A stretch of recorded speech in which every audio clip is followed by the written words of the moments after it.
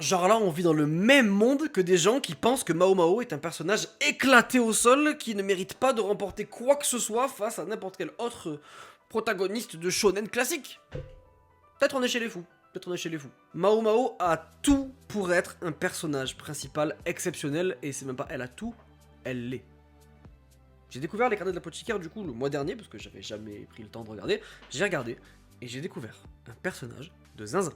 J'ai découvert un personnage intelligent, réfléchi, curieux, qui a des convictions, ce qui est quand même pas rien, qui est respectueux, qui n'est pas un personnage qui fait que de la bagarre.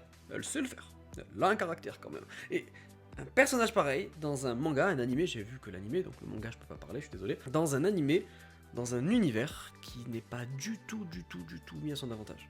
Un personnage très bien écrit, très bien développé, et qui nous fait faire des dingueries. Un personnage qui se dépasse par rapport aux autres, un personnage qui a une intelligence supérieure aux autres, un personnage qui on se dit n'a rien à faire là, parce que techniquement cette personne avec une intelligence pareille, si elle était au pouvoir, elle ferait des dingueries, et c'est super cool. Et je comprends pas. On peut ne pas aimer les carnets de l'apothicaire par rapport au fait que ce soit lent, par rapport au fait qu'il ne se passe rien. J'ai pas compris. Mais venez pas critiquer Mao Mao. Venez pas critiquer un personnage qui n'a pas eu besoin d'être à poil pour être intéressant, qui n'a pas eu besoin de mettre des grosses patates pour être intéressant. C'est un personnage, il est complet. Il est complet.